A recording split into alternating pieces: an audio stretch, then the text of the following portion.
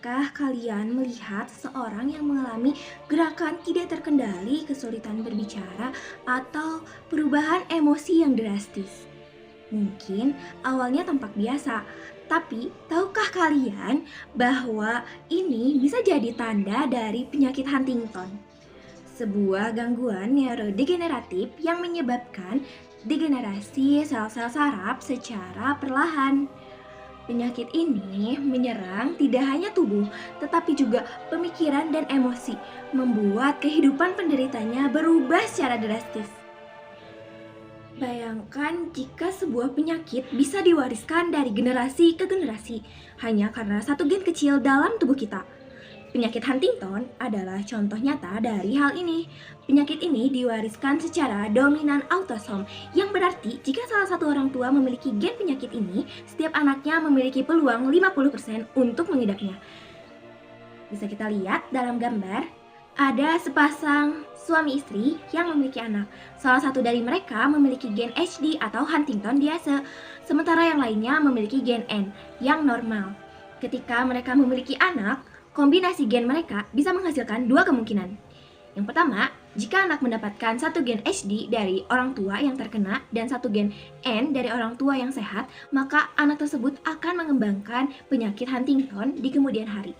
Tetapi, jika anak memiliki dua gen N, ia akan bebas dari penyakit ini. Saat ini diperkirakan 5 hingga 10 orang per 100.000 populasi di dunia mengidap Huntington, dengan angka yang lebih tinggi di beberapa wilayah Eropa dan lebih rendah di Asia serta Afrika. Penyebab utama penyakit ini adalah mutasi pada gen HTT yang menghasilkan Huntington mutant atau mHTT. Mutasi ini menyebabkan perluasan trinukleotida CAG, yaitu blok penyusun DNA yang terdiri dari sitosin, adenin, dan guanin. Akibat mutasi ini, protein poliglutamin yang dihasilkan menjadi beracun dan korteks serebral, yaitu bagian otak yang mengatur gerakan dan fungsi kognitif. Kerusakan ini memicu berbagai gejala yang dapat semakin memperburuk, mulai dari korea atau gerakan tidak terkendali hingga demensia progresif yang menyebabkan hilangnya fungsi kognitif secara bertahap. Gejala Huntington ini berkembang dalam 3 kategori. Yang pertama yaitu motorik, yang kedua yaitu kognitif, dan yang ketiga yaitu psikiatri. Yang pertama yaitu motorik. Gangguan motorik ini meliputi korea, hipokinesia, akinesia, serta bradikinesia. Selain itu juga pasien dapat mengalami dysarthria dan disfagia. Penyakit lain juga dapat muncul seperti distonia dan hiperkinesia. Yang kedua, yaitu kognitif.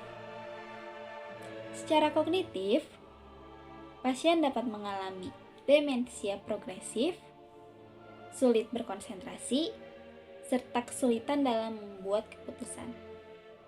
Yang ketiga, yaitu yang terakhir, psikiatri.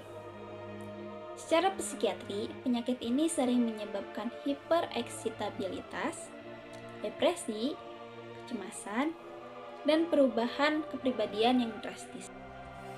Untuk mendiagnosis penyakit ini, dokter akan melakukan beberapa pemeriksaan. Tes pertama adalah untuk pemeriksaan klinis untuk menilai gangguan motorik, kognitif, dan psikiatri. Selain itu, dokter juga akan melakukan tes DNA untuk mendeteksi pengulangan CAG lebih dari 36 kali pada gen Huntington.